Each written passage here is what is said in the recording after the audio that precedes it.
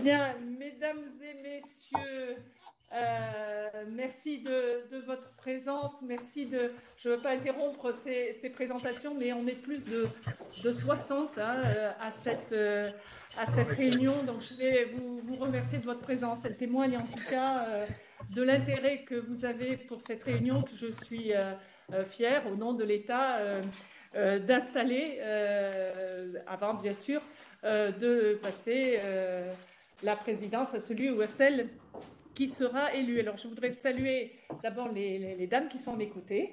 Bien sûr, Madame la vice-présidente du conseil régional et bien sûr Madame la rectrice de région académique qui, bien sûr, sont très partie prenante et aux côtés de chacun d'entre vous dans cette nouvelle instance que nous installons aujourd'hui. Alors, avant d'aller au-delà, je pense que c'est important que chacun de nous puisse s'exprimer, surtout ceux qui vont avoir un rôle important à jouer. Et je voudrais d'abord, en introduction, passer la parole. Genre, je veux pas oublier de saluer bien sûr mon collègue, notamment le préfet Cadeau, qui doit être avec nous, même si je ne le vois pas, mais je pense qu'il est là, le président de l'Agence nationale du sport, les présidents des comités olympiques et paralympiques et sportifs français, le directeur général de l'ARS, les représentants des milieux économiques et je vais dire plus globalement tous les représentants du monde du sport qui est réuni pour cette instance. Alors, je voudrais en ouverture passer d'abord la parole à Madame Le Fur, qui est présidente du comité paralympique et sportif français. Madame Le Fur, est-ce que vous êtes avec nous? Je suis bien avec vous. Je ne sais pas si vous m'entendez. On vous entend très bien et on vous voit très bien, Madame Le Fur. Donc, on vous écoute. Je pense que c'est important pour vous de vous exprimer à l'ouverture de cette instance.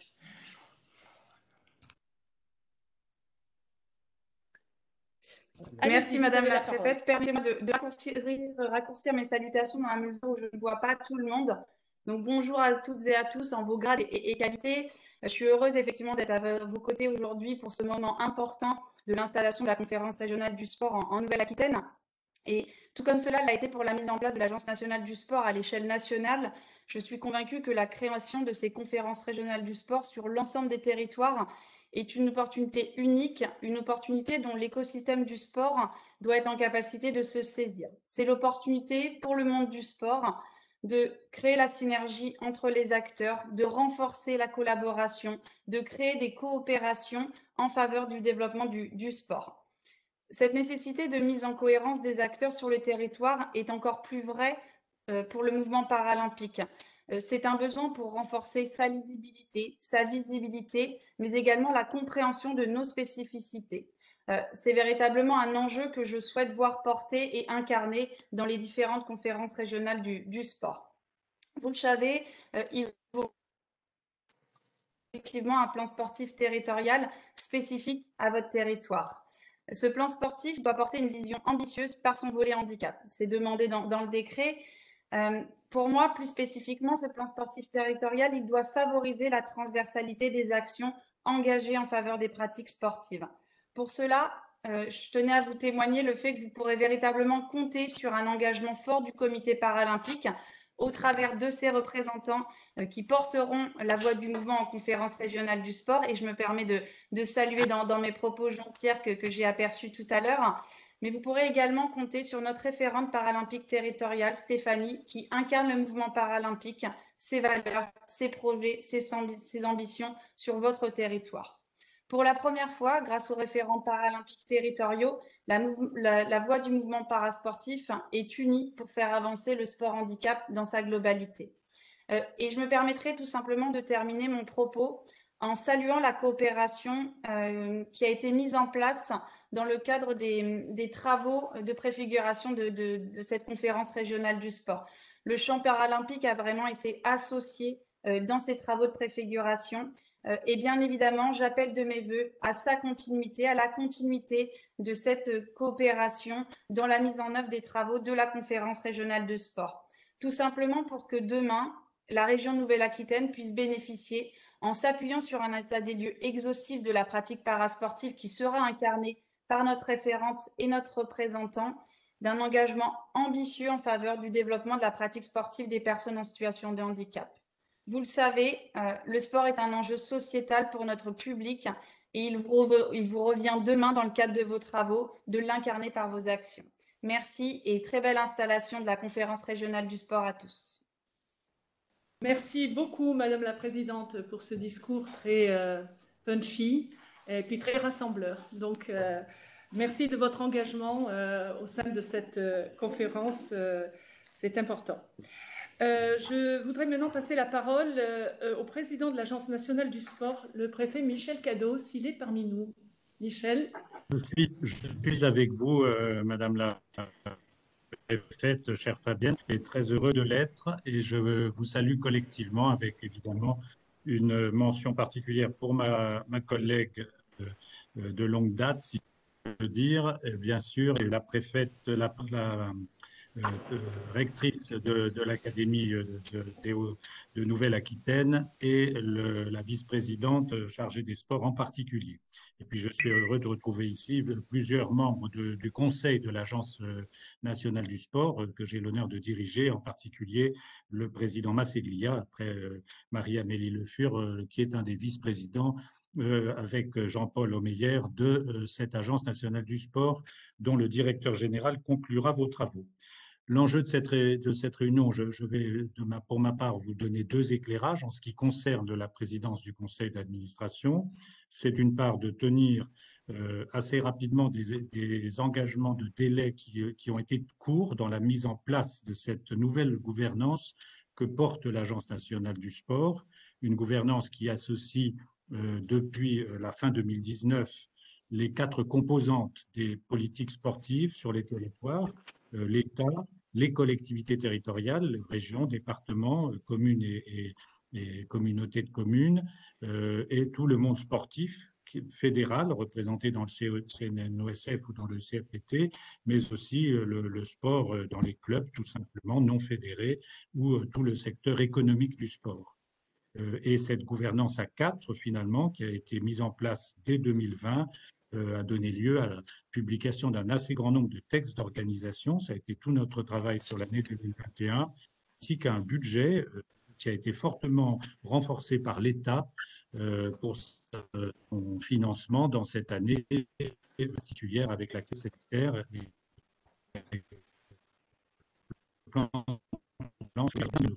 pour la situation au plan national. Aujourd'hui, l'enjeu, c'est celui de décliner au plan territorial dans les différentes régions une gouvernance qui s'inscrit d'ailleurs dans la réforme de l'organisation territoriale de l'État avec le nouveau rôle des DRAGES, et j'en profite pour saluer l'excellent DRAGES de votre bien sûr, les conférences territoriales qui seront le lieu de la définition des stratégies communes et partagées de mise en œuvre des politiques sportives sur le territoire de la région Nouvelle-Aquitaine.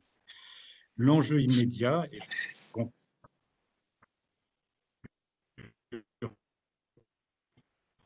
ce deuxième, je dois dire que la façon dont cette installation a été prévue, et je le dis à Fabienne Buccio en particulier, puisque c'est la 8e, nous en avons avec Frédéric Sanor vu et participé en fait à l'installation donc des 7 présidentes. Je trouve que le travail préparatoire a été extrêmement bien fait, et je veux vraiment le dire parce que on n'a pas retrouvé tout à fait ce travail en profondeur, en amont, dans l'ensemble des régions.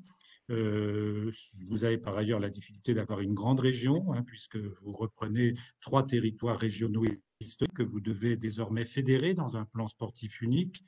Et sur les 7 régions précédentes, je le dis au passage, il n'y a eu que des élus dans la gouvernance et dans le choix du président des conférences. Il y a peut-être matière et des élus régionaux, d'ailleurs pour être très clair, des vice-présidents de conseils régionaux dans la quasi-totalité et un président de conseil régional pour l'une des 7. Il y a peut-être matière, et je sais le président Masseglia, parce que le monde sportif, c'est les niveaux départementaux ou communaux. Donc là, ma première remarque. La deuxième, la qualité des diagnostics territoriaux. Dans une région comme celle-ci, ici, il y a vraiment là un défi. Il ne faut pas simplement additionner des stratégies locales, mais il faut leur donner des priorités. Et il faut donc conduire ce travail de sélection sur les pratiques sportives, sur les évolutions des pratiques, sur bien entendu des choix fondamentalement sportifs ou sur l'application d'emploi pour professionnaliser le système sportif. Sur tous ces sujets, il est absolument nécessaire que les politiques nationales et notamment les choix fédéraux, les choix des fédérations sportives avec les attentes territoriales, celles des collectivités, celles des clubs et des ligues, mais dans ce croisement intelligent avec les fédérations sportives. Dernier point, indiquer que les priorités que l'État souhaite défendre portent notamment sur l'inclusion dans les quartiers et sur le développement des pratiques dans ces territoires, et que j'ai souhaité, en tant que président du conseil d'administration, une fois que toutes les conférences régionales auront été installées et que tous les présidents auront donc été désignés, réunir une fois par semestre une conférence des présidents de façon à ce que l'échelon territorial puisse remonter au moment de l'adoption des politiques nationales que porte l'agence, des messages sur lesquels nous travaillerons ensemble dans ces réunions biannuelles. Voilà, Madame la préfète et Mesdames et Messieurs, les quelques messages avec les vœux de succès pour vos travaux que je souhaitais formuler en ouverture de cette réunion. Merci, Monsieur le Président, cher Michel, pour ces propos, pour bien avoir expliqué la dimension particulière, effectivement, de la Nouvelle-Aquitaine avec ces 3 régions regroupées en une, et puis aussi avoir salué le travail qui est fait par les équipes qui sont autour de nous. Je te reconnais bien là, et c'est important de l'avoir fait. Alors, par moments, tu étais un peu haché, donc voilà, j'espère que tout le monde a quand même bien perçu l'importance de ton discours, et merci en tout cas de ton engagement aussi dans la responsabilité qui t'a été confiée par le gouvernement, et je suis bien placée pour savoir que l'on peut pleinement compter sur toi. Alors, je voudrais maintenant passer la parole au président Masseglia, président du Comité national olympique et sportif. Président. Merci, je pense qu'on m'entend bien. Oui, très bien, Monsieur le Président. Merci, bonjour Madame la Préfète, bonjour à toutes et à tous. Comme l'a dit Marie-Amélie, en vos grades et qualités, un salut particulier évidemment à la ministre et au président de l'agence qui est là aussi et qui vient de s'exprimer.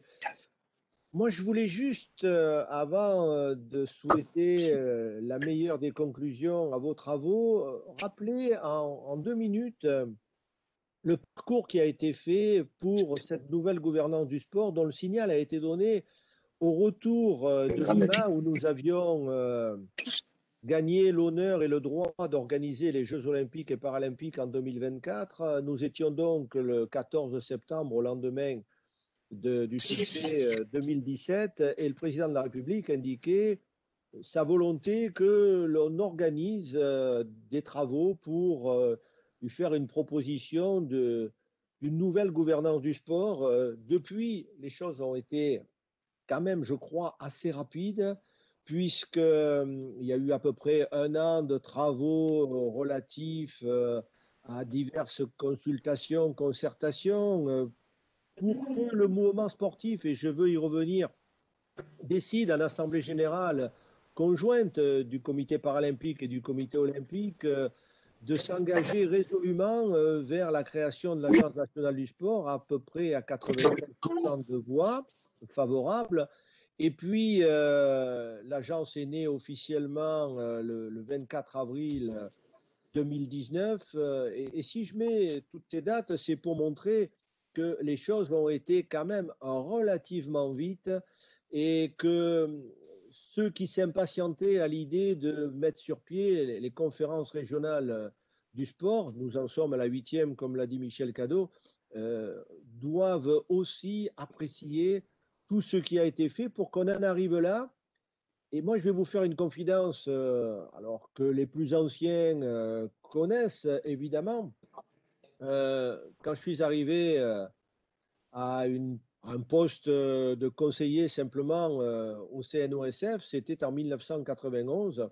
Le premier ouvrage que l'on m'a montré, c'était politique sportive fédérale et politique sportive territoriale, comment faire en sorte que le mariage ait lieu.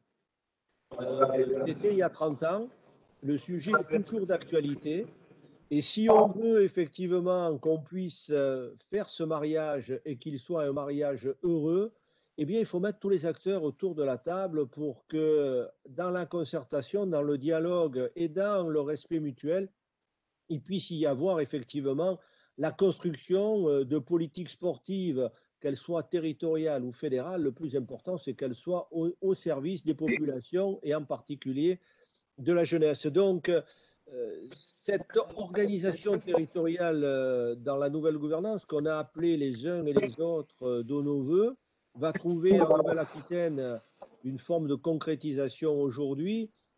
Et même si, au moment où Michel Cadot s'est exprimé, il y a eu quelques petites hachures ou coupures de son, alors je vais un peu, Michel, si tu le permets, reprendre à mon compte les propos que tu souhaitais tenir pour indiquer que effectivement, ça serait bien que parmi toutes les présidences qui sont confiées ici et là à diverses personnalités dont la compétence et l'engagement ne sauraient être évidemment contestés par quiconque, mais et c'est pour cela aussi que j'ai insisté lors de l'Assemblée générale du CROSS de la Nouvelle-Aquitaine il y a quelque temps, vous avez avec le mouvement sportif régional et Philippe Saïd en particulier, des gens engagés, parfaitement compétents et tout à fait susceptibles d'assumer un rôle important pour que le sport en Nouvelle-Aquitaine s'inscrive à la fois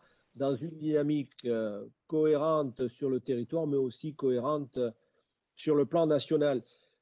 Nous avons donc un vrai défi collectif à relever, prouver que ce qui a été fait au niveau national, et je crois que nous sommes quelques-uns à avoir été témoins de doutes qui s'étaient installés, notamment chez quelques présidents de fédération, sont aujourd'hui gommés pour laisser la place à une adhésion sans faille. Il n'y aura pas de retour en arrière. Je crois que c'est quelque chose qu'on peut affirmer haut et clair. Et demain, je pense que ça sera la même chose pour les conférences régionales du sport. Donc, auquel je souhaite, dans l'intérêt du sport, dans l'intérêt de l'Agence nationale, tout le succès possible et imaginable, en comptant bien évidemment sur tous celles et ceux qui seront amenés à jouer un rôle de responsabilité dans la conduite des affaires. Voilà. Merci de votre attention, très bons travaux à toutes et à toutes, et surtout, gardons la flamme, gardons la foi et vive le sport. Merci beaucoup, Monsieur le Président. Je passe la parole maintenant à la représentante du Conseil régional et je salue la vice-présidente, Madame Lanzy. Merci. Madame la préfète, Madame la rectrice, Monsieur le directeur jeunesse et sport, Monsieur le président du CROSS, et Mesdames et Messieurs en vos grades et qualités, comme on le dit, et chers amis, parce que nous sommes tous, comme l'a dit le président Massilia, ici pour le sport. Donc, j'excuse également Alain Rousset, qui ne peut être parmi nous aujourd'hui, mais je suis très fière de le représenter pour justement cette conférence. Donc, nous l'avons dit tout au long du mandat, la Nouvelle-Aquitaine est une terre de sport. Elle est à travers ses sportives, ses sportifs, qui font briller la région à l'international au plus haut niveau, auxquels les CREPS contribuent ainsi que les clubs, les comités et les ligues.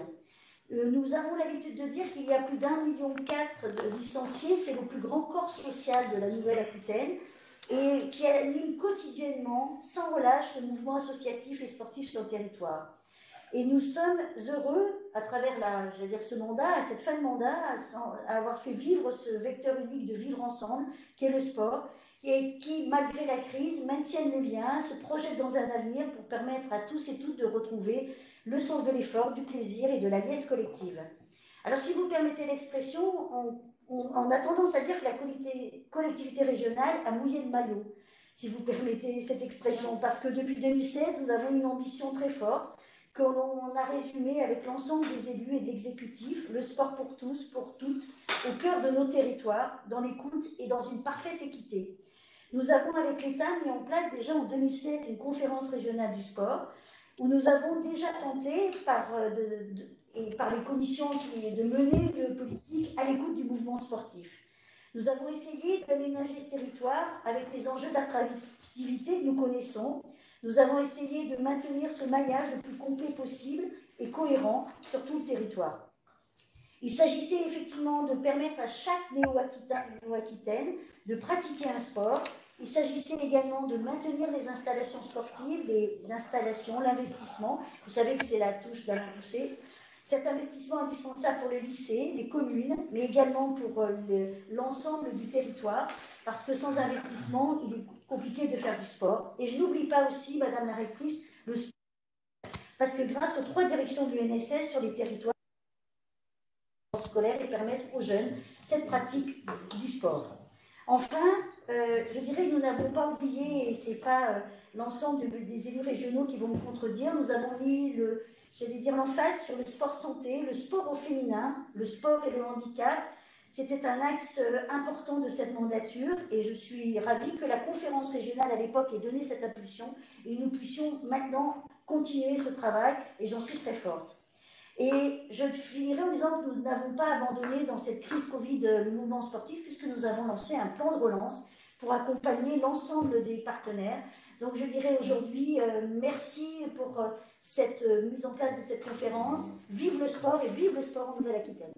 Absolument. Merci Madame la Présidente. Donc il me revient également de vous dire quelques mots au nom de l'État, bien sûr, et au nom de la ministre que je tiens à excuser. Je pense que vous en avez été avisée, elle n'a pas pu être parmi nous et croyez bien qu'elle le regrette. Et je suis donc très heureuse d'installer à son nom aujourd'hui la conférence régionale du sport de Nouvelle-Aquitaine.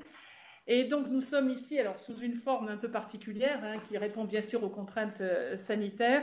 Nous sommes donc ici pour engager ensemble une nouvelle étape, vous l'avez tous dit, une étape décisive du déploiement de la réforme de la gouvernance du sport, avec pour objectif de construire un nouveau modèle, je retiens aussi des mots forts qui ont été employés, un nouveau modèle partenarial entre l'État, le mouvement sportif, je n'oublie pas bien sûr les collectivités territoriales et leurs groupements, et bien sûr les acteurs du monde économique. Alors l'Agence nationale du sport est née il y a bientôt 2 ans, jour pour jour, le 24 avril 2019, et a depuis pris, je crois, a trouvé en tout cas sa place au sein de notre écosystème sportif. Et désormais, nous allons mener collectivement les travaux qui conduiront à la mise en œuvre du projet sportif territorial. Vous allez pour cela vous appuyer sur les moyens que l'État apporte à la mise en œuvre de ses priorités et ceux que progressivement vous voudrez bien y consacrer les uns et les autres. Parmi ces moyens, il y a bien sûr les agents des services de la délégation régionale académique à la jeunesse, à l'engagement et au sport, sous l'autorité, je la salue à nouveau, de Madame la rectrice. Et en tant que préfète de région, j'assure la fonction de déléguée territoriale, représentante de l'agence, et je m'appuie pour cette mission sur les services et agents jeunesse et sport au sein du rectorat. Ces agents ont porté le travail de préfiguration de cette instance au cours d'une période marquée par les difficultés que nous avons tous rencontrées sur tous les sujets, difficultés liées à la crise sanitaire. Ce travail est assuré bien sûr en cohérence avec les équipes de l'Agence nationale du sport, mais aussi et surtout avec une grande vigilance, et c'est ça le plus important, et ça a été souligné notamment par vous, Madame la vice-présidente, au questionnement des services du territoire. En Nouvelle-Aquitaine, nous avons déjà une expérience, vous l'avez dit, également une expérience de concertation entre le mouvement sportif, le Conseil régional et l'État, et nous avons déjà porté des projets communs. Le mouvement sportif, représenté par M. Philippe Saïd, qui est présent parmi nous en tant que... et le Conseil régional, que je salue, avec qui j'ai souvent l'occasion d'échanger, ont donc largement contribué également à l'installation de cette conférence. Ces travaux nous permettent d'envisager, je pense, l'installation de cette conférence avec sérénité, également de nombreux éléments de diagnostic et de perspective. Du reste, sous l'autorité des élus locaux ici représentés, les services en charge des sports des collectivités territoriales, je les salue également, sont déjà très impliqués dans les politiques sportives. Notre ambition nouvelle est d'élaborer un projet sportif territorial unique et donc partagé par tous les acteurs. Au niveau national, le ministère définit les orientations et l'agence déploie les dispositifs qui en découlent dans le cadre de la gouvernance partagée.